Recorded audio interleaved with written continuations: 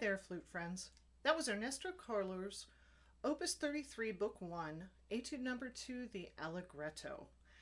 We're going to talk today about 3 techniques that you can use to polish your finger technique on those 16th notes, and also a technique that you can use to smooth the airstream when you're playing the arpeggiated passages.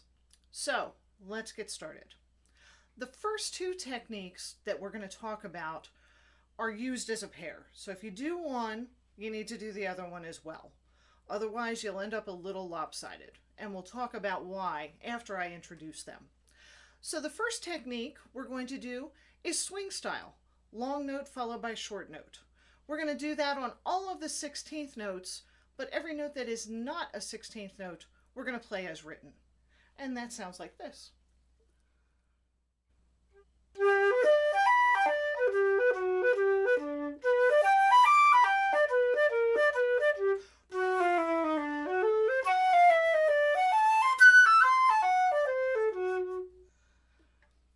So that's the first technique.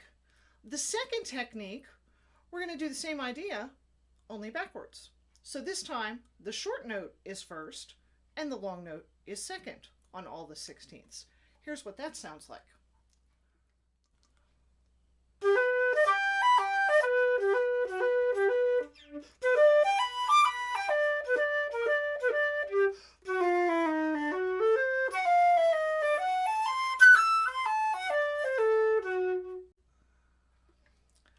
So those 2 techniques work together really well.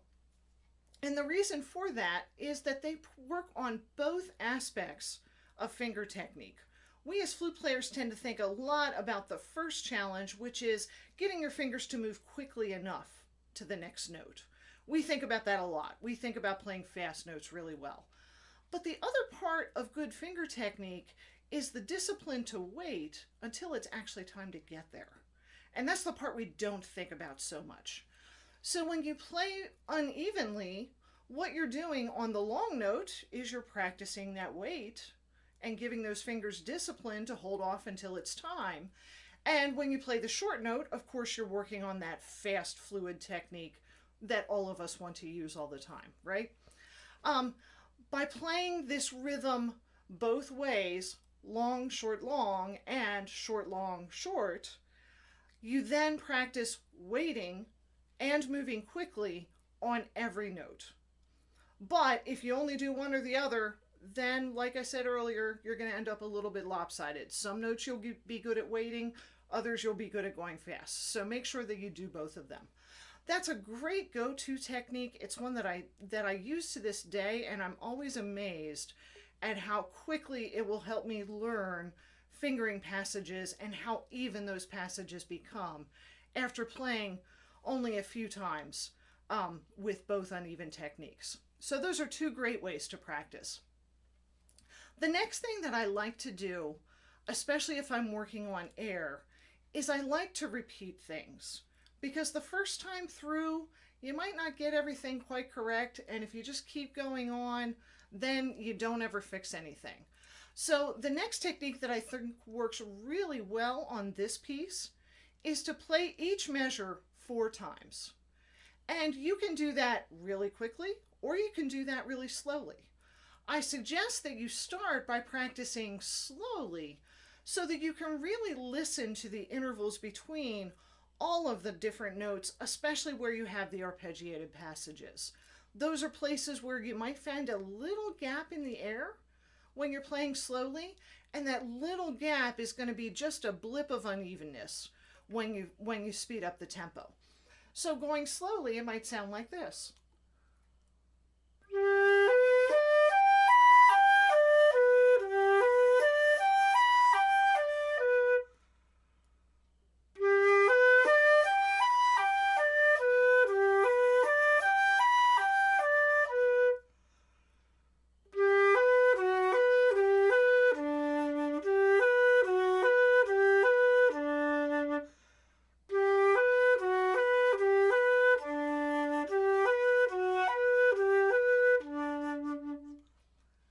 Now, notice a couple of things when I'm playing slowly.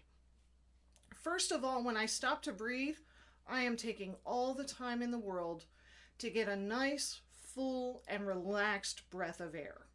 I want to work on how the airstream connects between the notes, and I don't want excess tension to build up to cause problems. So I want to make sure their shoulders are nice and relaxed, that neck area is nice and relaxed. Air can get very easily from my lungs, through my throat, and into the flute.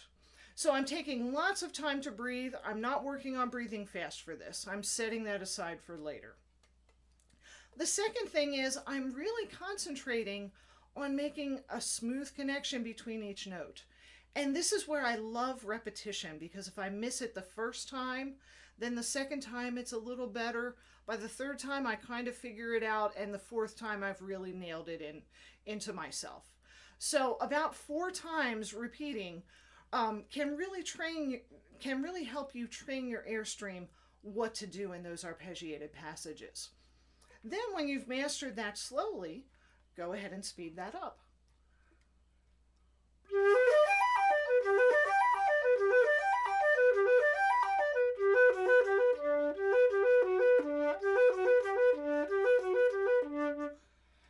And so on.